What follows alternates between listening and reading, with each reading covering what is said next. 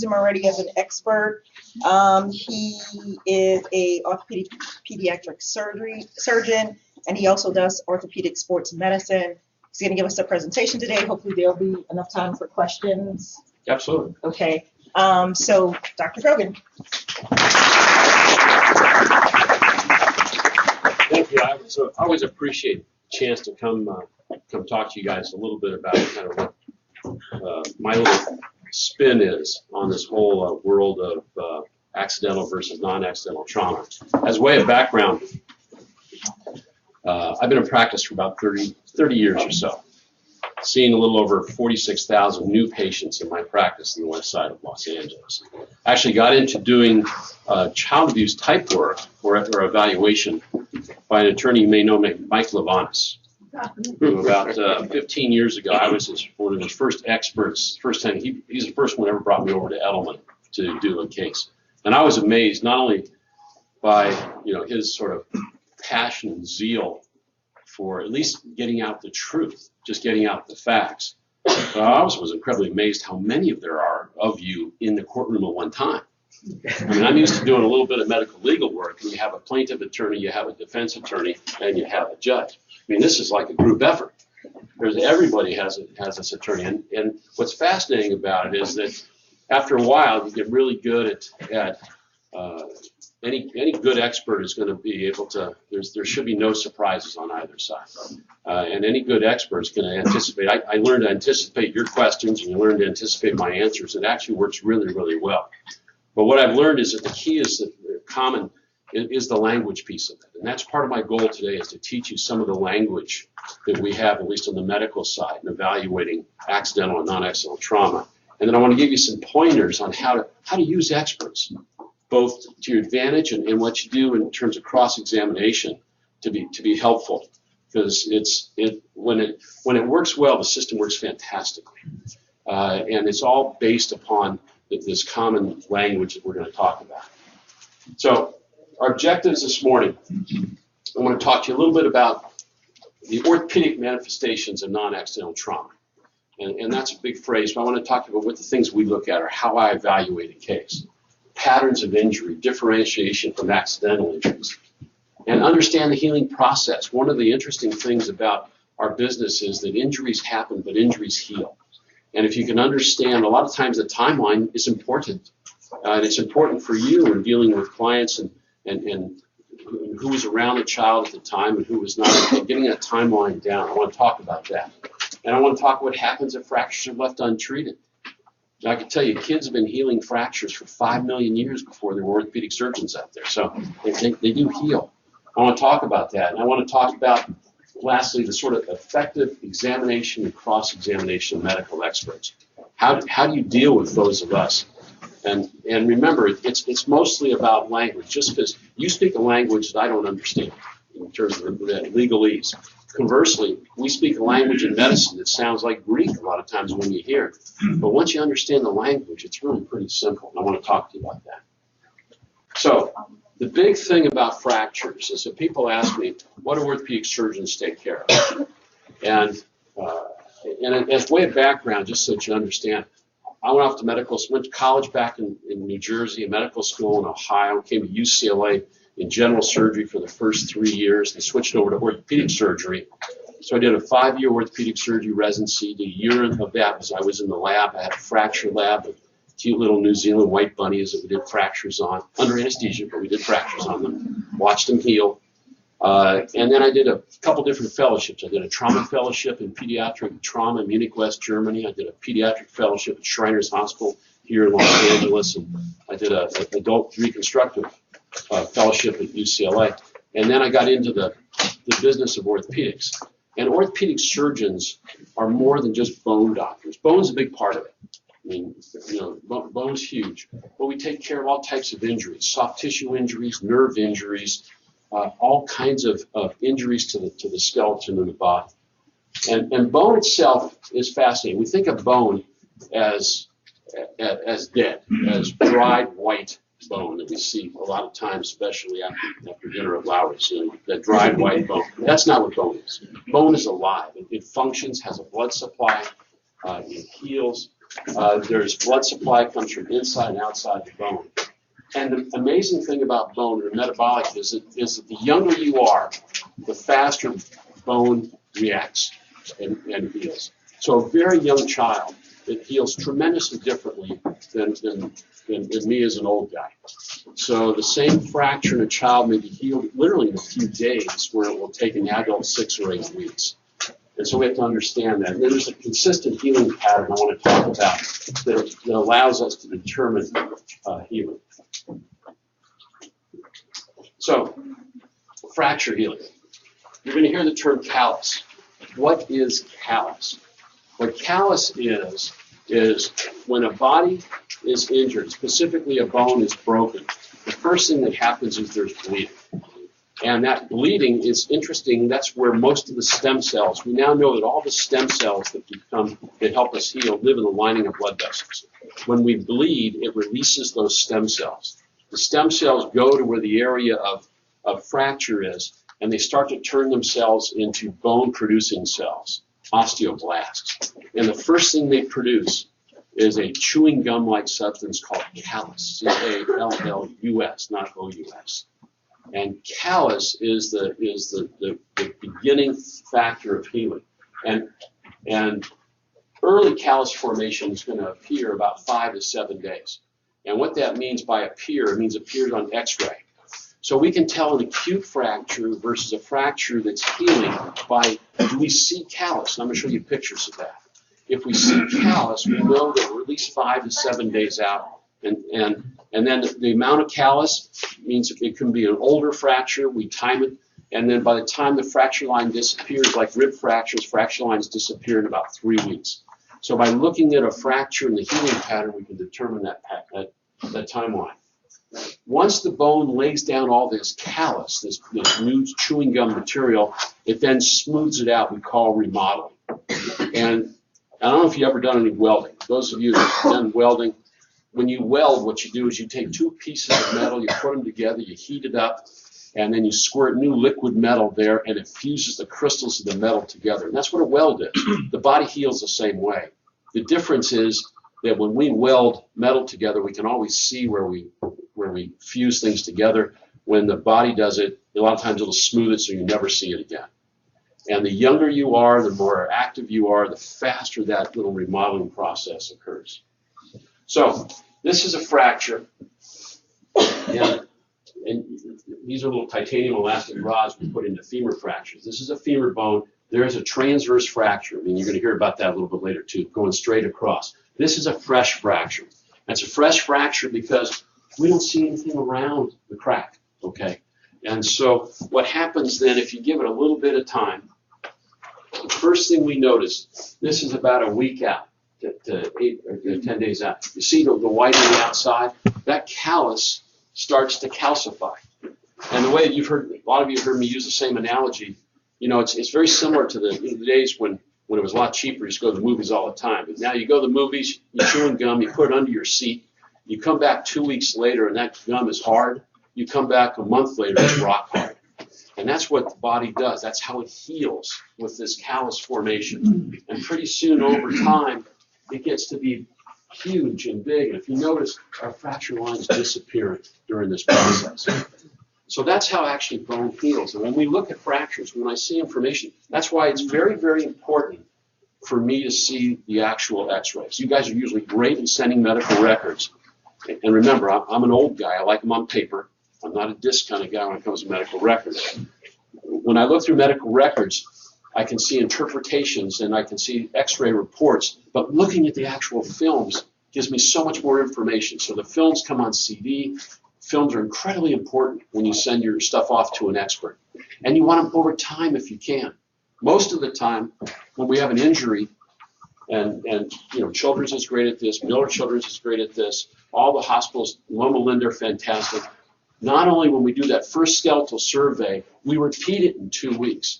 Why do we repeat it in 2 weeks? Well, because a lot of times we can pick up new injuries we didn't see on the first skeletal survey as they start to heal. But almost more importantly, from my perspective, it gives us another point in that timeline, so we can tell when things happen.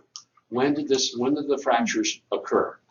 And it's really important because when you have multiple fractures, you may see multiple fractures in various stages of healing. And that's one of the patterns we talk about that all express that are very, very concerning for inflicted non-accidental trauma. So, children's bone grows on the end. It's almost like you squeeze a tube of toothpaste. It shoots out the top and the bottom. And especially in adolescence, they grow very, very quickly. And they don't grow at a consistent rate. Kids grow with little fits and starts as the long bones.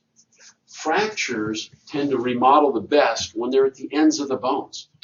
So when you have a fracture, one of the issues that you guys always ask me is there going to be disfigurement, deformity, dysfunction, and I don't like to use the word death, hopefully not in my business, but just deformity, dysfunction, disfigurement, if the fracture left untreated. Answer is the younger the child, much less chance of that. The more the fractures at the end of the bones, much less chance of that. So a fracture that a child will have a healing, like a femur fracture may heal at 90 degrees of an angle. That looks horrible on the x-ray right after it's healed. But you wait 2 years, it's completely remodeled and smooth. It looks entirely like a normal bone again. So just because kids have fractures, just because they have some initial deformity, doesn't mean that's going to persist over time. So when it comes to looking at, is there going to be deformity, disfigurement, dysfunction? Boy, that so rarely happens in kids. They're really, really good at this healing thing. So what are the kind of classic fractures we look at when it comes to non-accidental trauma? Well, you're going to hear, and you've probably heard a lot about metaphyseal corner fractures. I'm going to describe exactly what that is for you and show you some examples. But that's the classic one from shaking a limb. The interesting thing about anatomy of our bones is the bone has a lining on the outside called periosteum, just like my shirt sleeve sits on top of my arm. And interestingly enough, the periosteum is bound around right at the growth plate at the end of the bone. And there's a little cartilaginous ring there called the ring of Ranvier. And if you shake a limb side to side, especially, or up and down, you can pull that little chunk of periosteum away from the bone. And a lot of times it takes a piece of bone with it. And we call that a metaphyseal corner fracture or a classic metaphyseal lesion. I'm going to show you an example of that. Rib fractures are very disconcerting, especially in young children, and mainly because great studies show that if you have 4 or more rib fractures, there's a high risk of death in terms of that child. That puts them at tremendous risk of death. So we're very concerned when we see rib fractures. And rib fractures can be on the side, they can be on the front or in the back. The classic ones in the back come from squeezing front to back. The ones on the side are from squeezing side to side. And I get asked all the time, how much force does it cause to have a rib fracture? And remember, force is mass times acceleration. You all remember your physics. Mass times acceleration. So it's not so much, interestingly enough, you can sit on a baby and you will not break their ribs if there's no acceleration. Okay? If you fall down on that child, entirely different because you have acceleration. If you squeeze hard, force is mass times acceleration. It takes between 40 and 60 newtons of force to break a rib. A newton being defined as the force it is to accelerate 1 kilogram a meter per second. Give you an idea, about the same thing as breaking a pencil or crushing a soda can. It doesn't take a tremendous amount of force in a very young child to cause those rib fractures. We're going to talk about spiral fractures versus transverse fracture. I'm going to show you some examples of these things. And it used to be, we thought a spiral fracture was almost pathognomonic for abuse, but not really. Spiral fractures come from a rotation moment. Transverse or fractures across from a bending moment. Now, more inflicted trauma is associated with transverse fracture than is with spiral fracture. We'll talk about that. And then I want to talk about skull fractures, because we get these a lot. And skull fractures are, when I give you some perspective, when I was a resident and a child came in and had a soft spot on their head and we suspected a skull fracture, we were actually taught not to x-ray them because we didn't know what to do if we found a fracture. Do we admit them? Do we not admit them? So we didn't used to do that. We didn't used to x-ray them. Now with our technology, especially with CT technology, and I'll show you some reconstruction techniques. Now we do them all. The question is, what does it mean? And so there are different types of skull fractures that I do want to talk about. So the classic metaphyseal lesion, I think, is one of the most misunderstood fractures, because it truly, if it is a fracture, it is a true fracture, and it's going to heal fractures. There's a guy named Kleinman, who is a radiologist back at Harvard, who wrote one of the first papers in 1986 about classic metaphyseal lesions. At the time, we called them metaphyseal corner fractures. And interesting, Kleinman had three patients. And in one of those three patients, the follow-up x-rays didn't show any callus. So he came up with this concept that, well, they can heal without callus formation.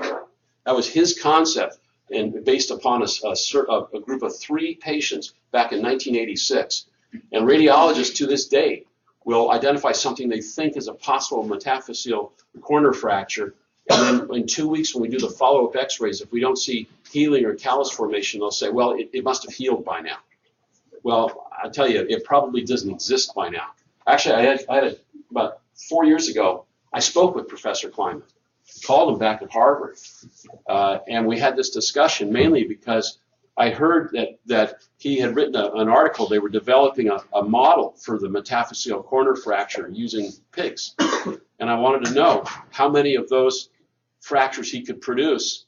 That was his model coming along. They would have callus or not have callus, because I would hear this all the time, especially from the radiologist, Dr. Stanley. Philip Stanley and I at Children's used to go head to head on this issue all the time. Stanley would insist they can heal without callus. And Professor Kleinman told me, well, he hasn't really perfected the model yet because every one of the pigs has callus. So he has to look for a new model. So that to me is very, very telling. So I really think that if you see, and I'll show you what this is like, this is a classic metaphyseal lesion or a corner fracture. They call it that because this is the growth plate, this is the bone. The bone is the diaphysis, is the middle of the bone. The metaphysis is the flare adjacent to the growth plate. The physis is the growth plate. And adjacent to the physis near the joint, we call that the epiphysis. So the classic fracture is where that periosteum attaches here. If you yank a joint, you'll pull that edge. And interestingly enough, most classic metaphyseal lesions or corner fractures, especially around the knee, and this is a knee, because you pull on the lower leg, you'll get all four corners will tend to have that. And this fracture is not just a little tiny crack. This fracture actually extends across the growth plate. That's why we used to call it a bucket handle fracture, because if you take a top hand of a bucket, you lift it up, that's the bucket handle.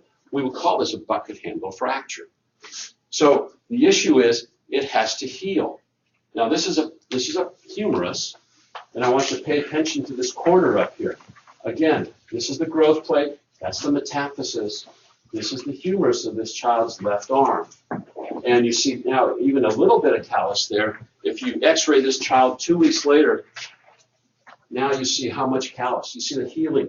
The periosteum, which was lifted off that corner, heals with new bone. So to me, this is the classic metaphyseal corner fracture or classic metaphyseal lesion.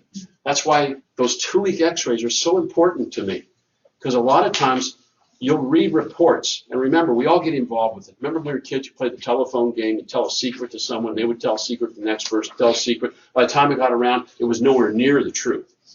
A lot of times that happens with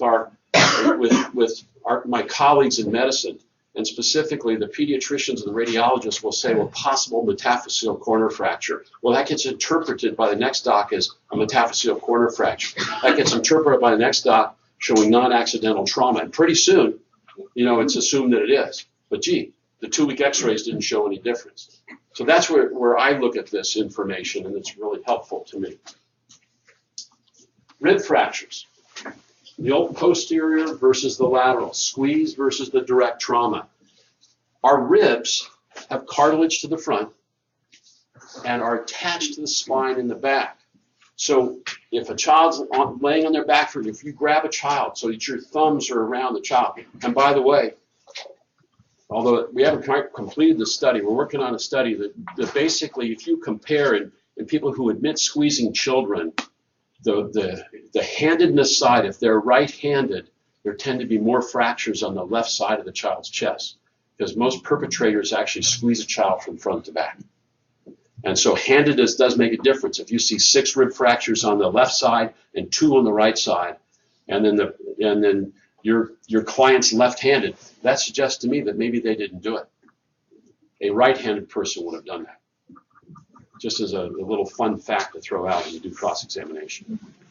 But when you depress the front of the sternum towards the spine, interestingly enough, as the rib bends, the part that will break is 2 finger breadths away from the spine. Advance. Please. Very good. So these are posterior rib fractures in the back. When you depress the front, this part's fixed, and the break always occurs about 2 finger breadths away. So that's how we know it's coming from front to back. When the fractures occur on the side, that typically is a squeezing movement from side to side. Could that happen from a child being on their side and somebody stepping on them? That's possible. A lot of things are possible in medicine. A lot. Probable, that's a whole different thing. But it's always possible. And I always look at it when you have, especially someone who's untrained, and by the way, you guys probably picked up on there's another clavicle fracture up here. You can see that. The clavicle tends to, interestingly enough, the clavicle is an interesting bone in that when a clavicle fracture tends to occur, it's because the shoulders are being squeezed together. So at some point, this child had multiple trauma.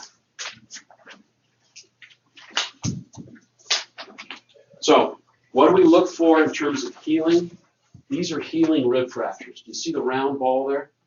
That's what we look for. And when you look at the round ball here, what you see is here's a round area right around the callus. We don't see any more fracture anymore. We don't see the fracture lines. We know that this fractures over here are several weeks old, probably more like 3 weeks old. Yet over here, we still see a fracture line. And so this is a more recent fracture. So this child has had at least 2 episodes of trauma. A lot of times, that's what we can help you with. We can tell you, hey, it was either 1 event, was it 2 events? And a lot of times it gets kind of scary because, the radiologists love to add up fractures and say there are 14 fractures on this child. How could 14 fractures possibly occur without inflicted non-accidental trauma? The answer is, well, if there are multiple rib fractures, it could have been 1 squeeze. But those are just the things that we think about. Spiral fractures. Spiral fractures from twisting, we call it torsion. And so fracture morphology definitely depends on how the force is applied. So if you twist a bone, or you twist, and an idea of twist, for example, the most common that I see is if you lift up a child by one leg, say an 8-month-old baby or a 10-month-old baby, their body acts as a counterweight. If you grab them around the left knee and you lift them up as you're lifting, you're twisting, that'll cause a rotation force. That rotation force will give you a spiral fracture. And interestingly enough, the direction of the spiral, which I'll show you, tends to point to the way the force was applied, the rotation. And so that's another way we can look and see how things did occur. Transverse fractures are bending moment fractures. You take a pencil and you bend it, your thumb acts like a fulcrum, you bring both sides down, it cracks, it's going to fail straight across. And what we term an oblique fracture is probably a combination of the two. Has a little bend, and it has a little rotation, and it has a little bit of the transverse component.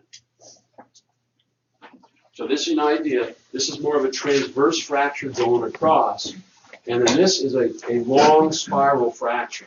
You can see the dark area here. It's a rotation.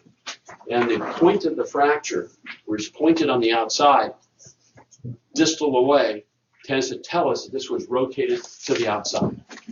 So we can look, when we do look at fracture patterns, remember, an orthopedic surgeon can't tell you any intent, okay? We weren't there. My pediatric colleagues, they weren't there. It's very hard to tell intent with any one injury. We can just tell you the mechanics. And then the mechanics fit the circumstance. That's where your job comes in. Skull fractures. These are classic issues when it comes to non-accidental trauma. Remember, the skull is the heaviest part of a baby. 1/7 of the baby's weight is the skull, if not more. And so if you drop a baby, holding onto a baby, you simply drop them, you fumble them, the head's going to hit first. And typically, that's why we have such a big, the parietal bones are largest, one of the thickest bones in the human body to protect our skull because of that fact. But the parietal skull fracture is also one of the most common because they don't tend to hit directly on the back, that's the occipital area, or the frontal area. They tend to hit on the sides. So the parietal bone is going to be one of the most common. The best way to, skull fractures heal differently than long bone fractures. They don't have the same callus characteristics. They tend to fuse back together because the bones have no motion there. So they don't tend to make callus. So we tend to date, what we can do is that we look for associated issue. And the big one is the scalp hematoma, the soft spot. A lot of times, that's why parents bring the child in. They feel a soft spot on the head. And what that is that the way our scalp is set up, we have fascia, which is the thick part on our scalp. We move our hair around, we can feel the fascia moving over the top of our skull. And that's called galeal fascia. When you have a skull fracture, you get bleeding below the galeal fascia, and that gives you the soft spot. And I'll show it to you, an example of that on CT. But if we see that, we know that it takes about 24 to 40 hours to begin, and it takes 5 to 7 days to go away. So if we see a skull fracture in a child that does not have soft tissue swelling over the top of that hematoma, we know that's an older injury. If we see the soft spot there, we know it's a recent injury. So a lot of times when we take a skull x-ray, you'll hear docs talk about the too many lines sign. In other words, there are sutures between the various bones in our skull. But when you see all these different lines, it's too many lines. And so that's highly suspicious for a fracture. And so you hear radiologists talk about too many lines. That's very suspicious for a fracture. Sometimes it's real easy. You'll see an indentation in the bone.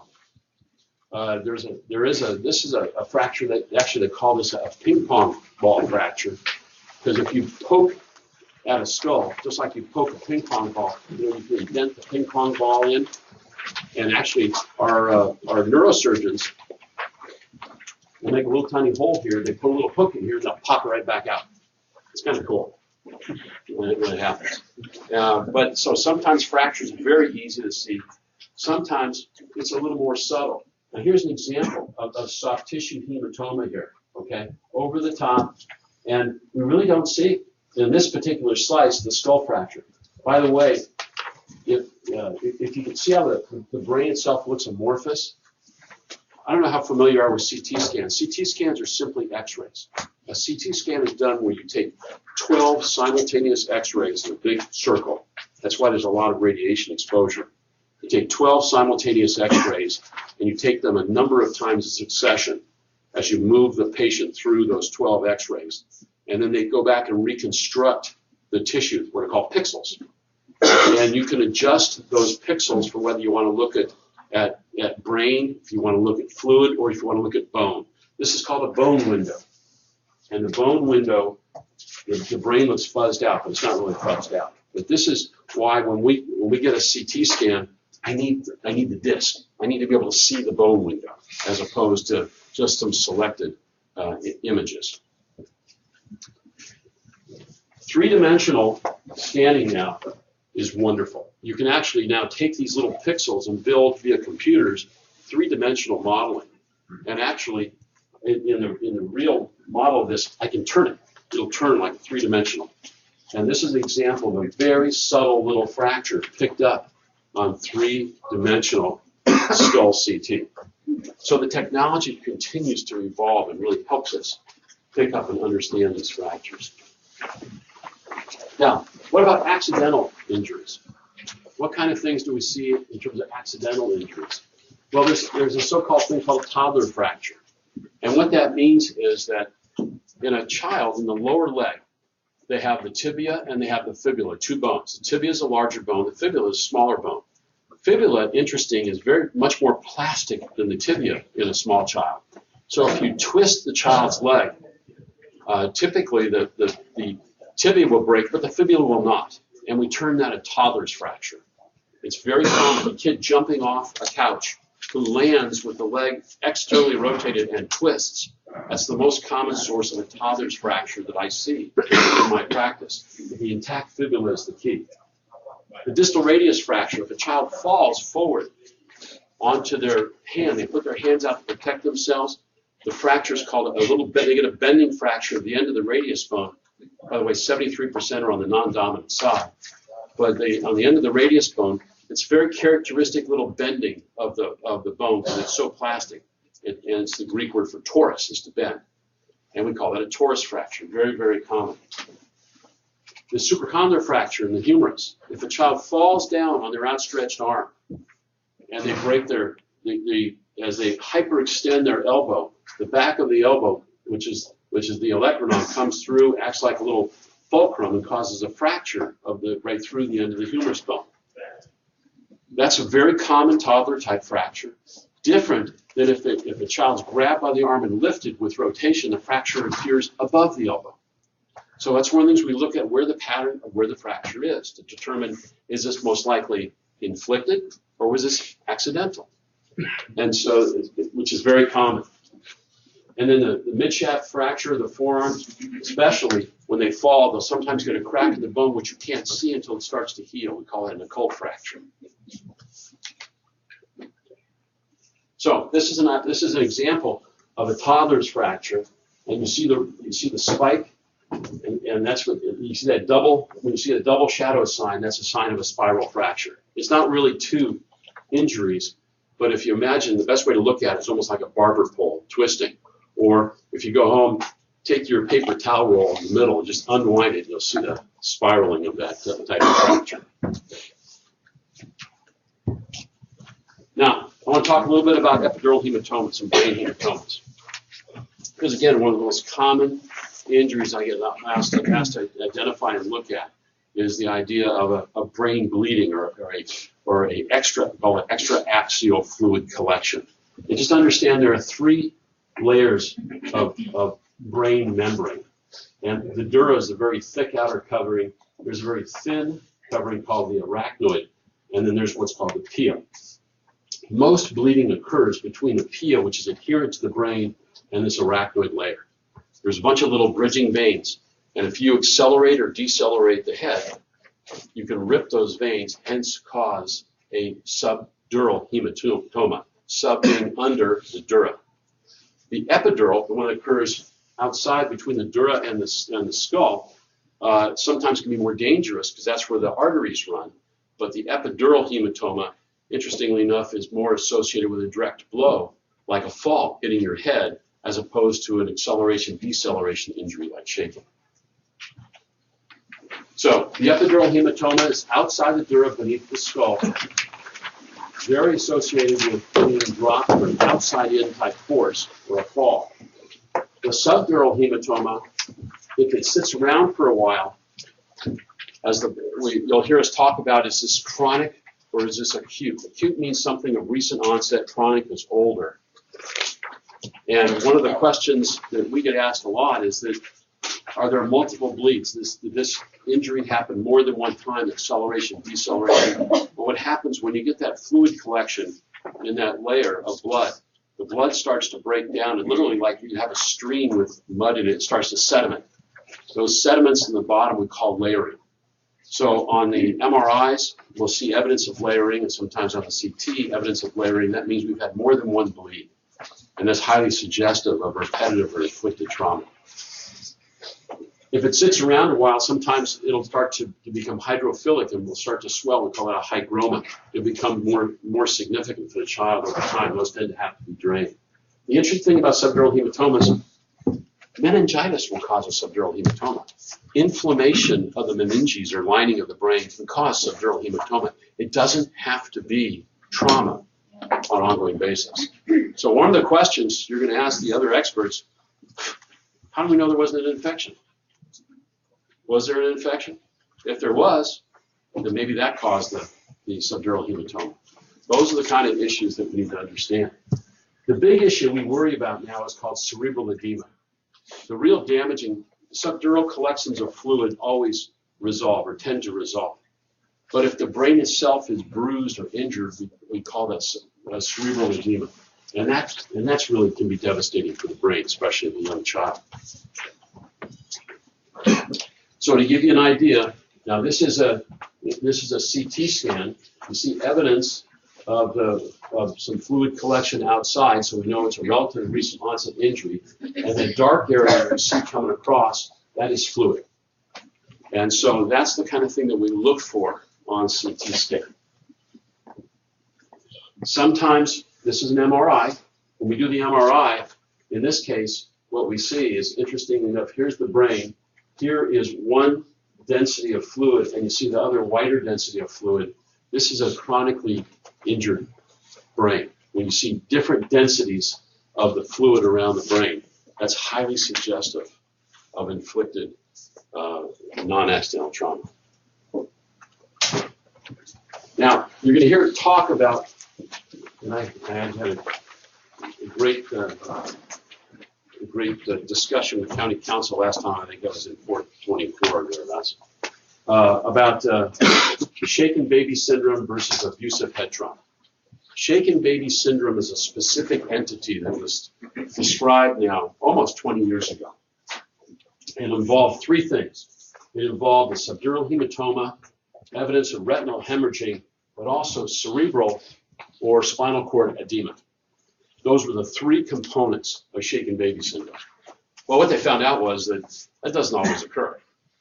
So all these cases that were labeled shaken baby syndrome probably are not really shaken baby syndrome, because a lot of them don't have this cerebral edema. So they actually changed the name now. They call it abusive head trauma, which is about as wide and broad a term as you can get.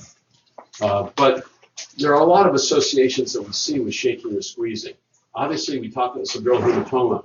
Retinal hemorrhages, remember, retinal hemorrhaging is when they look, the ophthalmologists look in the eye, and they look at the veins in the back of the eye. They can see little hemorrhages in the small veins. We call that retinal hemorrhaging. Or if there's a bleed, if you get a lot of bleeding behind the retina, we call that torsion syndrome, which you'll hear talked about, which means pretty significant injury. But remember, other things, meningitis, even CPR can cause retinal hemorrhaging. So a child that has been recovered from an arrest, cardiac or respiratory arrest, may actually have fractured ribs, retinal hemorrhaging, really look like it was inflicted trauma when it may not be at all. We look for things associated with shaking, the posterior rib fractures. If you squeeze, metaphyseal corner fracture, one abdominal trauma. One of the things I always look for is I look for the laboratory when the kids come in. If you squeeze a child in the abdomen, or you punch them in the abdomen, or you step on them, the certain organs like the liver and the pancreas, those enzymes just come out, and that's what we can pick up in the blood. Again, the classic shaken baby was first described in 1972. Most involved boys, and most commonly under age of a year. And the other thing we have to rule out whenever we have these bleeds is a bleeding disorder. It's actually fairly common to have bleeding disorders in kids. Von Willebrand's, which is a platelet disorder, is the most common, and probably anywhere between 12 and 15% of children may have von Willebrand's. So those are always things that we think about. Again, acceleration, deceleration causes the bleeding, the bruising, the abdominal, potentially metaphyseal corner fractures. These are all things that we're very concerned about. I want to talk a little bit about bruising, because I get asked a lot about a child comes in with bruises. Now, having raised 3 kids, I can tell you they bruise. Okay, they bruise a lot, especially when they're younger. Especially my son Tommy had 5 casts on before he was age 10. I can't believe I wasn't suspected of child abuse. The only good news is I could diagnose and put the cast on myself. So don't get it reported in your own kid. But so kids do bruise. But interestingly enough, when you get a bruise, it always starts out purple, and then the pigments, bruising is bleeding beneath the skin. But those pigments, then as the blood breaks down, called porphyrins, that's where the color change happens. And it will go from purple to red to green to yellow. And it's what I just can't tell you when I see them, I can just tell you something's older and something's newer. So what I look for are different colored bruises. So if you have some that are yellow and you have adjacent to that another bruise that's blue or purple, that to me is highly suspicious.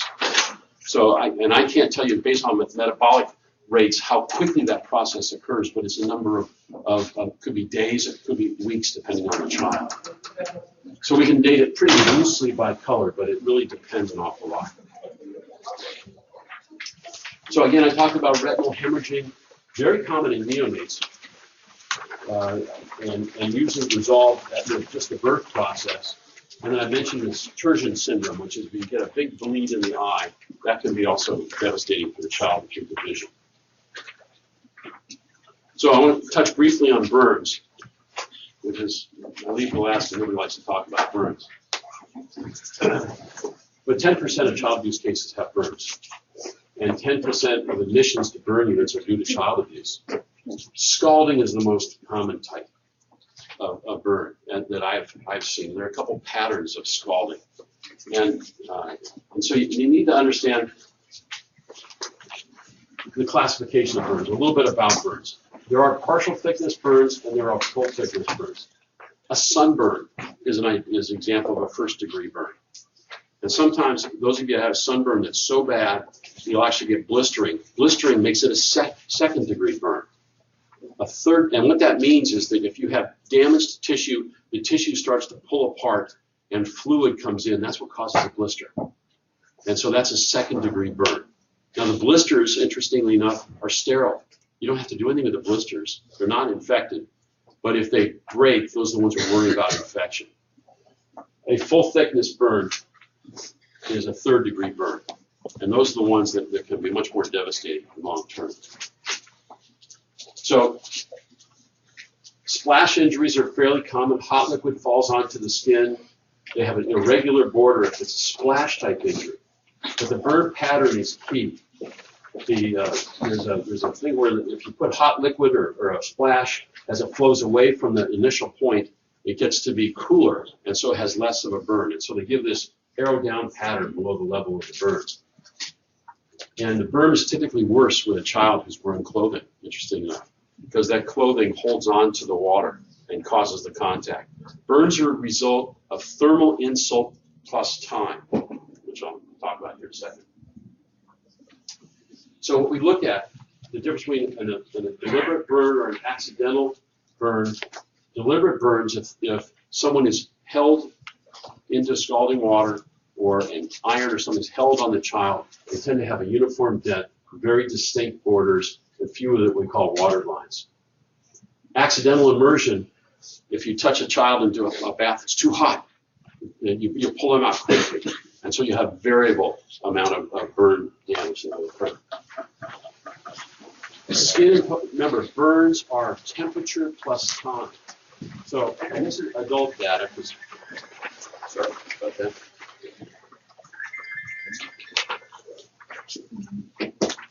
Adult data suggests that we would never do this on kids, volunteers, but it takes about a minute at 127 degrees Fahrenheit. Now remember 212 is boiling water. Most of hot water heaters are set to about 115 degrees as a maximum. But a minute at 127 degrees will cause a full thickness burn. But 30 seconds, not that much higher at 130, and 2 seconds at 150 degrees. So the hotter the water, the faster the burn will occur, the less time it takes of exposure to get the burn. And again, sparing is key. Typically, if a child's put into hot water, they'll close their fists. And so the palm will tend to be spared, and the back of the hand will be burned. And that's some of the things that we actually look at. Again, these characteristic patterns I talked about, if they dunk the pattern, it looks like almost like a donut around the buttocks, the sparing, the soles of the feet, the stocking glove patterns. These are all immersion burn patterns that we can see. And again, the contact burns. Cigarette and iron burns are most common. Burns on the back and buttocks are not usually caused by a child backing into a lit cigarette, which you'll hear that story. That's very unusual. Burns around the face and eyes typically could be more accidental. Obviously, multiple cigarette burns indicative of inflicted abuse. And the branding effect, again, we see with the iron-type burns. Again, flames, hot objects. And the accidental contact burns, as I talked about, if it's a rapid, they tend to come out of the liquid very quickly. They can be a pattern, they back into or pushed on a radiator, especially with the palm of the hand that you'll see. But they're very frequently partial thickness. Interestingly now, hot pavement burns, we don't see as much here in Southern California. In Arizona, it's a pandemic. In fact, I have a great video, which I didn't put on here, of a friend of mine in Tucson, who has this great video one day of him literally frying an egg on his driveway. And it's pretty impressive to see how hot it can be. So I'm going to talk a little bit to sort of finish up here, so hopefully I have plenty of time for questions. What do we do how do we work up a non-accidental injury? What can you do to help us, and what can we do to help you? Obviously, we love to see the records. Petition is the first thing I look at, okay, because to be honest with you, because the petition sort of sums up a little bit, at least where county council is going with the case. And it lets me focus the medical records too when I look at it. So I always love to see the petition. The various reports are helpful to me. The ER reports and the medical workup, the bone survey, and again, the actual films are critical. Bone scans can be helpful because it really tells us a lot of times we'll have a metaphyseal corner fracture, potential metaphyseal corner fracture. Doing an MRI or a bone scan can be very helpful to really differentiate it from just a normal area. So what about expert testimony? What can we do for you? The fracture healing, the time of the injury, the mechanism of injury, the bruising pattern, we talked about these. This is how we can be helpful in terms of information. Remember, experts are basically fact gatherers. And depending on our training, we all have a different bias to the facts we look at. It always annoys me. I mean, I understand you guys go through voir dire all the time. And the first thing you want to do, if I'm going to be your expert, is to qualify me as an expert. And the other side, typically, it's a lot of times it's county counsel, sometimes children's attorneys, sometimes you guys. On cross-examination under voir dire, it seems like you want to disqualify me as an expert. To me, that's nonsensical, to be honest with you, because an expert is going to have information for the court. And it's just a question of what your bias is and where your information boundaries lie. So a lot of times when you guys introduce me, you try to make it sound like I'm a child abuse expert. I'm not, okay? I'm just a humble little pediatric orthopedic surgeon that knows a little bit about injuries. But that's where you have to go with it. You have to basically define where that expert bias is. If it's the radiologist, they're radiologists. They look at an x-ray. They've never seen or examined a child. They've never talked to the families. They don't see how these fractures heal over time. They just simply have a different bias. And then our pediatric experts, our child abuse experts, Dr. Imagawa and Troops, who very nice people. They're trying to do a great job, but most of them, they've never taken care of a fracture. They're not sure how it actually happened, and they tend to move into that area of describing, well, this must be abuse, and most of the time I don't think they were there. So I think when you point being is that when you do qualify experts, just qualify them for what they do. Say how are you going to help the court? What area are you going to help the court in? And then my experience, commissioners, judges do a pretty darn good job about sorting all this stuff out.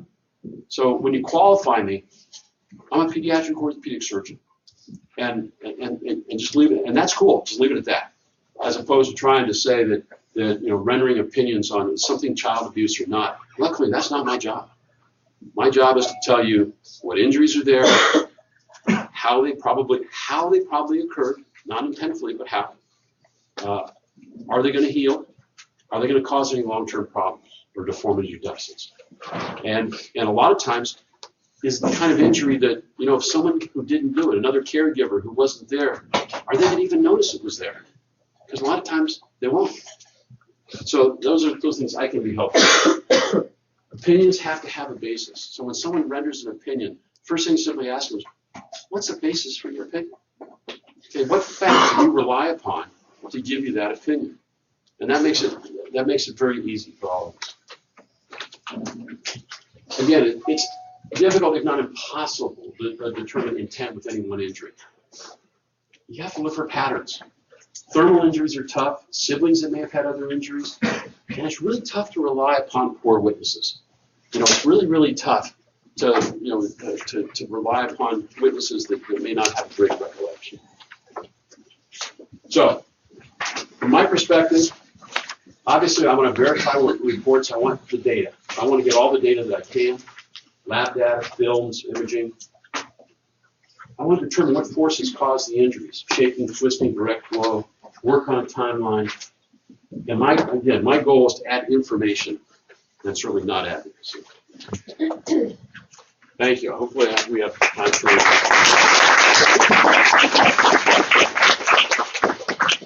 Yeah. I have a question for the classic treatment, shaken baby syndrome.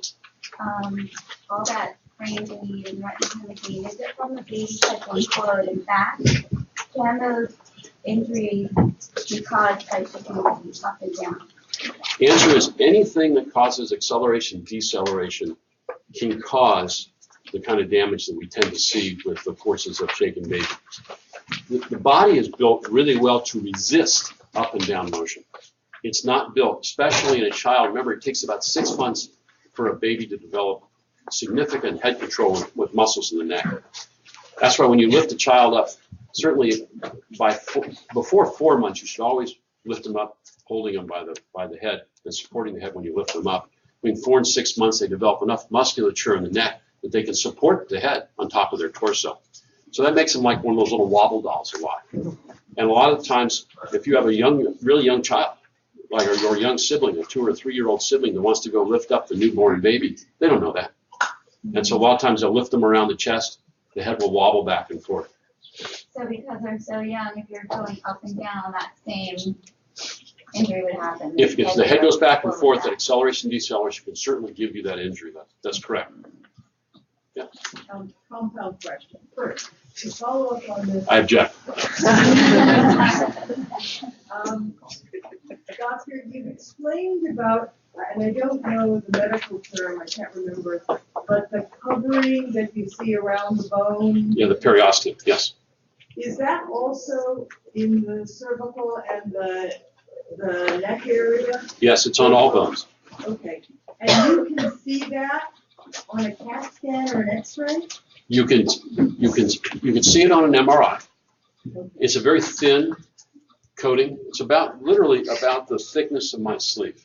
So when they're shaking baby, I know Dr. Berkowitz, who is considered a child abuse expert, she has always said that the kind of acceleration, deceleration for shaking baby would have to be the equivalent as if the child was hitting a wall, let's say in a car or a collision going about 30 miles an hour. So it's fairly significant shaking. It's not just a little bit.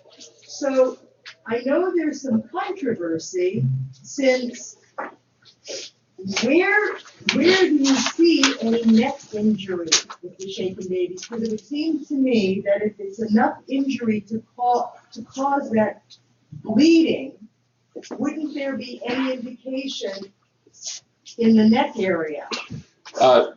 It's a great question. The issue is, the interesting thing about the neck, and the short answer is we don't see it very often in the neck, almost never. You can see cerebral edema sometimes in the spinal cord, but interestingly enough, the way the neck is structured, because the vertebrae link like links on a chain, it allows for more motion. And I'd say that takes some issue with the concept of the 30-mile-an-hour car accident hitting, because remember, it forces mass times acceleration. So if you move a baby's head back and forth where there's not much acceleration, deceleration, you're not going to cause any issue. And she's right. There's a certain point where that force, that acceleration is enough to cause injury. But it's really hard to characterize it. And they use that analogy a lot, striking a wall or hitting a wall at 30 miles an hour. So I would take some issue with that. But you're right, it's interesting, and we don't typically see the longer bones. Remember, it's a lot of times we see the metaphyseal corner fracture because where the periosteum is attached to the growth plate at that little ring of Ranvier, the cartilaginous ring. We don't really have that in the spine. There's no growth plate like that. So we don't see classic metaphyseal lesions or corner fractures in the spine typically. In the lumbar spine, you can, because the anterior longitudinal ligament's big enough that sometimes you can get little corner fractures that will occur. But it's not as often at all in the cervical spine. Yes? Dr. Grogan, what types of injuries is it important for you to, for the lawyers to get birth records or pediatric records for you to be able to see over time? Good question. Remember, perinatal trauma, like birth canal trauma, fractures, it takes between 4 and 6 weeks for those fractures to basically be done and over healing. So, for example, a little a humerus fracture was probably the most common fracture, clavicle fracture that I see in a newborn. You know, if I don't make it out of the hospital within 3 or 4 days, it's already healed. It's kind of superfluous for me showing up. So I always hustle over, otherwise I can't bill for it. So if the child is under 6 weeks of age, or maybe 2 months of age, no, birth records are absolutely important. Over 2 months of age, it probably doesn't matter because they're not going to be relevant. If you have a very small preemie, remember there's a difference between age, gestational age, and chronologic age. So chronologic age is measured from the day you were born. Gestational age is measured where you are in terms of literally from your time of your formation. So a child is born at 32 weeks that now is 2 months of age after birth is really like a full-term baby, 40-week baby. So the younger, the smaller the child in terms of whether they were premature, my point, those records become more important than a child who's born full-term. But roughly 2 months is the cutoff. It's not really relevant to get the birth records before that. And because you are a pediatric surgeon, how do we qualify you when we are presenting you in court if you are speaking about hematomas or burn injuries, or you've reviewed radiology records? Because basically orthopedic surgeons are more than bone doctors. I guess that's what I'm trying to point out. An orthopedic surgeon takes care of soft tissue, nerve, bone, all types of injured tissues. And so head trauma is common, bruising is common. Now my neurosurgery colleagues, there's a lot of overlap between neurosurgery and orthopedics that way. Skull fractures, there's a lot of overlap. Neurologists, we all tend to overlap to some degree. But the key is just ask, what do you do? What do you take care of? And I'm going to give you that stock answer. I take care of injuries involving the skeleton, injuries involving nerves, injuries involving soft tissues of all age, especially children. And that includes things like subdural hematomas, bruising, et cetera, which we take care of on a common basis. I forgot the other part of your question. Maybe I answered. There you go. Yes. To go back to the shaken baby syndromes, is there any way that like the doctor could suspect that it's shaken baby syndrome, but it's like biological if it's in like a 3-month-old child? Well, the key with shaken baby syndrome, remember, or the so-called now they're wanting us to call it abusive head trauma, is that again you look for, if you have a child, for example, with a subdural hematoma, and there's no swelling on the head to suggest that there's a bump or outside injury, and there may or may not be retinal hemorrhages present. A lot of times we'll do an MRI, we'll look for the edema or brain issue. Then I always have the question is what caused the bleed? Now, acceleration and deceleration can be a cause. Kids can get acceleration and deceleration injury falling off a couch and hitting their head. You can cause acceleration and deceleration lots of different ways, or by infection. So when docs look at that, what we're looking for is other associated things. We're looking for things like retinal hemorrhaging, looking for things like cerebral edema. We're looking for bruising, tool marks, any other outstanding sources of trauma. Yes? Can you speak a little bit about some underlying diseases or conditions that could make a child more susceptible to some of the injuries that you spoke about? Sure. Especially when it comes to fractures. Let me talk about, I didn't really talk about osteogenesis imperfecta, for example. Osteogenesis imperfecta, if you know, bone is basically made up of lots of different structures, but there's collagen in bone. And there's a certain collagen called type 3 collagen that makes up a lot of bone. And if you have an abnormality of your type 3 collagen, sometimes you can have a condition we call osteogenesis imperfecta. All it means is that osteo meaning bone, genesis forming imperfectly, hence osteogenesis imperfecta. Osteogenesis imperfecta, there is a lab up in Washington that does most of the genetic testing. There are 56 known genetic expressions of osteogenesis imperfecta, but it only picks up about 80% of the cases. So if you have a positive lab for osteogenesis imperfecta, it means you have it. If you don't have it, it doesn't mean you don't have it. So it's, well, we have to take it with a little bit of a grain of salt. I look at the pattern of the injuries. Osteogenesis imperfecta occurs in the middle of the bone. It doesn't occur on the end of the bones. So metaphyseal corner fractures are not associated with osteogenesis imperfecta. Skull fractures can be, but it's a bone pattern. Then you look at metabolic issues. And the one you hear talk about is Rickets. What is Rickets? Rickets is a vitamin D metabolic abnormality. Vitamin D is important in forming bone. Now, a lot of kids are born unable to absorb vitamin D. And so there's a condition called neonatal rickets or nutritional rickets. And a lot of preemies, if you test them, their vitamin D levels are going to be low. That doesn't necessarily mean they're going to have fractures, bruising, but the answer is they can. That's why we look at that information. Typically by age 1, most kids have corrected that nutritional aspect of it, and that's why they call it perinatal or neonatal rickets is another possibility. And as I mentioned, the bleeding things, there's various types of bleeding issues that could occur, especially when you see bruising. And so we always do blood tests for looking for easy, the von Willebrands being the most common.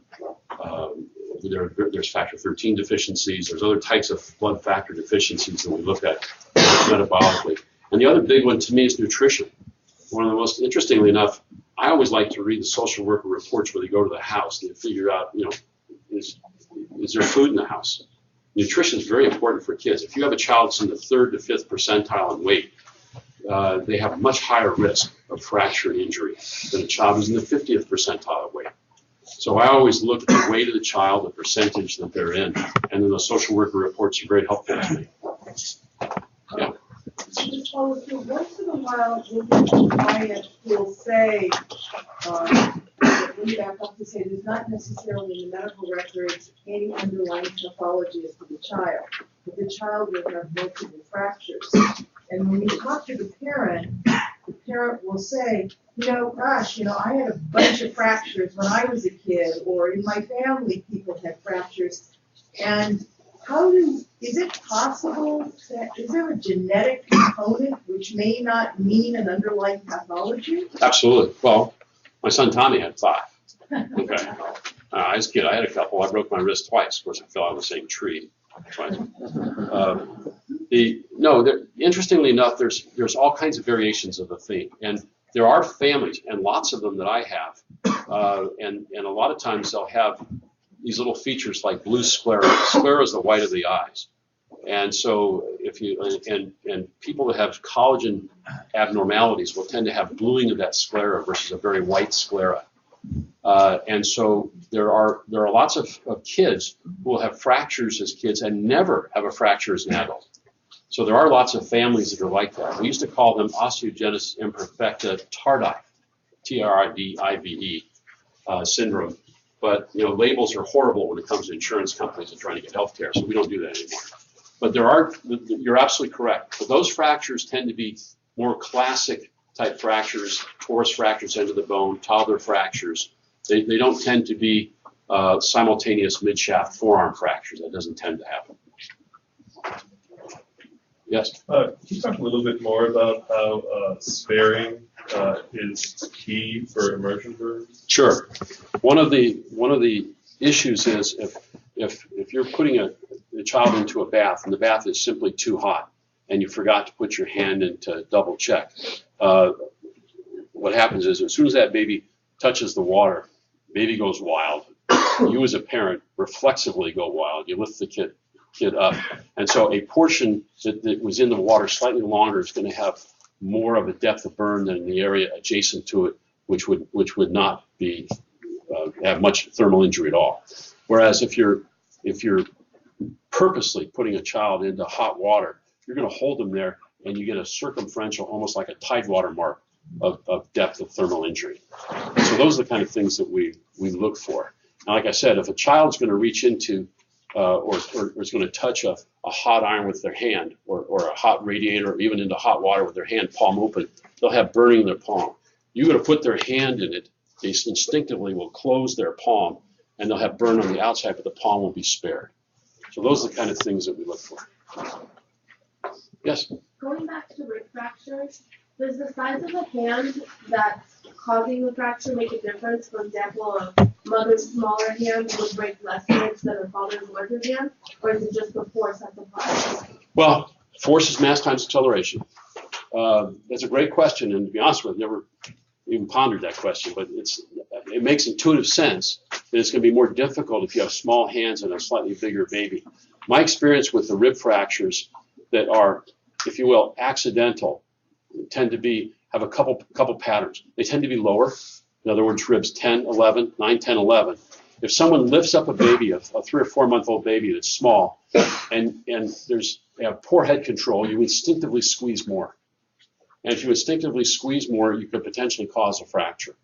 So I have cases I take care of San Diego, especially I do a lot of the Naval Air Station and the Naval Camp Pendleton cases. Some of those Marines are not the most gentle guys in the world.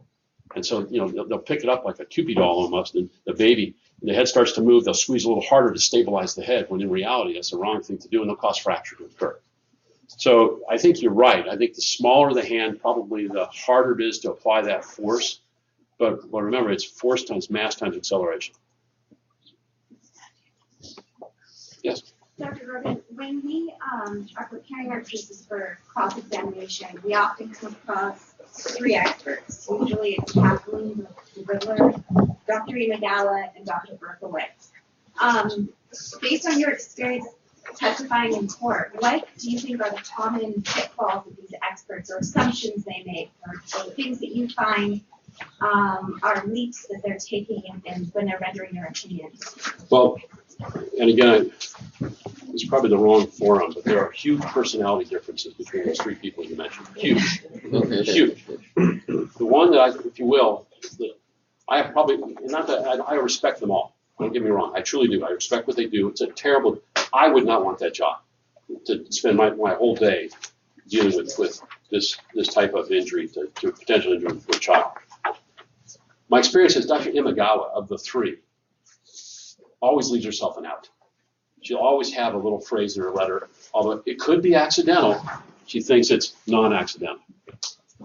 I've never seen that with Dr. Berkowitz, ever, and Dr. Ritter, ever. So I think when you're preparing cross-examination, the issue is simply that break down the injuries. Don't let them come and say, there were 24 injuries, hence this must be child abuse. You have to break down each injury and how did this happen? Is this a rotation moment? Is it a lifting moment? Is this a moment? What's associated? And really, what's not there? Okay. If you have a child that has if the only injury, and a lot of times the only injury is a skull fracture, and the parents say, well, he may have rolled off the bed. 3-month-old baby rolled off the bed and hit their head on it. Well, we know that's not true. 3-month-old babies don't roll. So something had to happen. But the key is that when you do the cross-examination, well, what's not there? If this is an intentional infliction of abuse, where's the, where are the metaphyseal corner fractures, or how many rib fractures did you see? How many burns did you count? Was the frenulum torn? But I would approach it in that respect when you do cross-examination, as to almost what's not there as opposed to what's there, and don't let them throw there are 97 fractures, so this must be abuse into the equation. And a lot of times, like I said, all they're doing is parroting back a lot of the information they're getting from their experts, like Philip Stanley, who was a wonderful guy, but he's never met a multiple fracture patient that wasn't abused, in his opinion. Just starting questions for the experts. Can you say with this medical certainty that something happened? What does medical certainty mean? I don't think it exists. I think that basically, like I said, you have to go to the basis of opinion. And if someone says, I mean, most of the cases I see, there's no question there was inappropriate energy applied. There was inappropriate force applied, caused a break to occur. Because kids don't tend to break themselves, except maybe my kid 5 times. But they don't tend to, you know, a 10-month-old isn't going to do that. They aren't going to break themselves. You know, a 3-year-old otherwise healthy kid, you know, maybe a little bit different. But so I think what you have to do is kind of sort of focus on, when it comes to things like medical, you can be certain of facts. You can't really be certain of opinions. And so that's how I would focus it. You know, we don't know the intent of any one particular injury. And so, but you know, when they get that constellation together, if you're the judge or the commissioner, it becomes pretty obvious to you. Yes. Oftentimes in the DCFS reports, we have statements made by a bunch of different people, by a nurse in the hospital, by the ER doctor, by a pediatrician, by a radiologist. Can you speak a little bit about, I guess, those areas of expertise and what they may or may not be able to opine on? Well, again, it goes just to the basis of their opinion. I see a lot of ER docs say, well, this is abuse. Wait a minute. You know, you saw this child for 14 seconds. You didn't see any follow-up films or lab studies. You don't know anything about the family. You don't know anything about the circumstances, and you render this opinion. So I discount a lot of those opinions personally. I go just to the basis of the opinion. They may have the basis of opinion because, you know, the parents can't explain what happened to this child's broken arm, and by definition to them, it must be abuse. So it just goes to the basis of that opinion, and that's what you attack when you say you attack the basis of the opinion. So getting back to the Berkowitz and Imagawa, when they come up with an opinion, just lay out the basis for that opinion. Just tell me the facts you're basing it on. And the facts will, you know, they'll set you free one way or the other. Any other questions? Yeah. So you said that fractures tend to heal faster when they're nearer to growth plates? Yes, remodel better when they heal. Okay. Not so much heal fracture, but they remodel or smooth faster. They remodel. Okay. So what should we be looking at, I guess, when something comes in? Or, I mean, most likely we'll seek out an expert, but what are the indicators that something could have, or multiple fractures could have been the result of the same event? Good question. When you guys get a case in, I think if you see different fractures, obviously at different stages of healing, besides dealing with the whole E issue, that's something you should send out to an expert just to double check and make sure. If you have multiple fractures that seem to be, for example, the radius and the ulna. The radius and ulna are connected above and below with ligaments, okay? It's like a lifesaver. You crack one side, the other breaks. So if they say, well, there are 2 fractures, not 1 fracture of the forearm, it's okay. You try to break that lifesaver, the other side's going to break again. It's the same event. Whereas if you see a fracture of one humerus and the other humerus, it raises the bar. So if you see something that can be one injury, I doubt you need my kind of assistance to do that. If you see multiple injuries, then you need some more expert assistance to help you. Yes? You were talking about like a young sibling picking up a young child who doesn't have the development in the neck. Yes. And the head wobbling. Is that enough force to cause something that looks like a shaken baby? Or is that typically not enough? Well, it depends. Again, force and mass times acceleration. If you have a 3-year-old picking up a child and playing with the child like it's a bobblehead doll, the answer is yes. I think so. Is it likely to cause it? Depends again on how much energy is applied. But can a 3-year-old, for example, cause rib fractures in a 2-month-old? Absolutely. So to me, siblings are important. If there's sibling or access to the child's important. Is the child off to daycare? That's one of the biggest issues. What's the timing of the fractures? Is it within that envelope that it could have happened in daycare? Most daycares are fantastic. Some are not. What injuries wouldn't a parent know about or a daycare provider know about? Like, what should be the symptoms that they're looking for? Child's crying, not crying, things like that. If you have the way kids' bone is, if you have a non-displaced fracture in a child who's non-ambulatory, so okay, you have a tibia fracture from twisting, and remember the swelling you see is a result of bleeding. If the periosteum lining of the bone is intact over the bone, if it's a crack in the bone and the lining's intact, there'll be no swelling. If the child's non-ambulatory, you won't see them limping. If you push directly on that area, it will hurt. But if you don't, it won't hurt. So diapering the child, so a parent may not know. That's fairly common in a non-displaced fracture. Even a metaphyseal corner fracture rarely has swelling. Especially in a corpulent little 10-month-old, it's going to be hard to see the swelling. And so it can be, certainly if you're the non-abusing caregiver, you can easily miss those types of injuries. Rib fractures, a child cries when they have a rib fracture. Everybody will cry when they have a rib fracture. But the child's easily consolable within minutes and typically doesn't have difficulty breathing. And rib fractures in a young child, the callus formation starts within a day or 2 or 3, and then they would not even evidence pain pushing on it. So if it's a relatively recent injury, that's why a lot of times a parent will come in with injury, an obvious injury to the left arm, and then we'll pick up a healing fracture of the right forearm that we never even knew about. And the reason that occurs, it's not that the parent was negligent the whole time on the right side. It just says there was nothing to tip them off there was a fracture. The child, normally my 4-year-olds, we kind of know there's a fracture when they stop walking or they suddenly become one-handed. They won't use the left arm, it just hangs there. When kids have a fracture, they put the arm on vacation. It's just, they don't even want to use it until literally it heals, and they can't. So that's what the parents, 9 out of 10 parents bring the kid in to see me now because suddenly the kid's one-handed. He wasn't one-handed 2 weeks ago or 10 days ago or 3 days ago.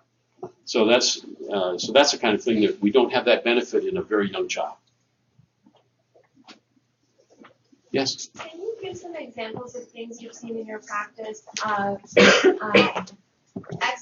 explanations, mechanisms that could accidentally cause an injury, like changing a diaper or something like that? The most common I think I see in my practice is the parent that has a little 6-month-old or 7-month-old baby decides to change the diaper one-handed, meaning that they grab, normally you're supposed to grab both feet when you change a diaper, lift them up, you slide the old diaper out, you slide the new diaper in, you put them back down. If you lift them up on one leg, especially if you do it quickly, because you're trying to be fast at it, or you yank them up because you're a little annoyed with the whole having to do this at 2 in the morning, it's pretty easy to get enough torsion and torque to cause mid-shaft femur fracture. So that's fairly common. I've had a little baby in my office who was a 10-month-old that came in that parents were concerned about bow legs. I took an x-ray and I saw bilateral distal femoral healing metaphyseal fractures on both sides. And it turns out that the 3-year-old brother used to like to play bicycle with the kid's legs. And run it. And I'm sure that caused the fracture. It totally explained it. I think that, like I said, the rib fractures from some parents grabbing, even the upper extremity fracture, the child's crying. A 2-year-old can be really annoying sometimes. And if they're giving a tantrum on the ground, you go to lift them up by one arm. It's not uncommon to get a fracture. Now, you may not have meant to do it, but it happened. So that certainly can cause injury. Is it typical in shaken baby syndrome to also have broken ribs? Answer is it's very, in my experience, yes, it is. Because to me, most of the abusive head trauma kids or shaken baby kids are repetitive perpetrator, not a single perpetrator. So to me, rib fractures are actually fairly common in that scenario. But again, the classic one is described back in 1972. Didn't require rib fractures. As part of the triad of cerebral edema, retinal hemorrhaging, and subdural hematoma. Yes? In very young children who talk about how long it takes for the skull to fully fuse and if there's any effect with skull fractures and healing based on very young newborns who don't have a fully fused skull yet? Interestingly, it's a good question. The soft spot, fontanelles, they call them. There's an anterior and a posterior fontanelle. And the skull bones actually almost float on the head in the beginning. They're rather soft. They're connected by what are called sutures, and then the soft spots, the fontanelles close in.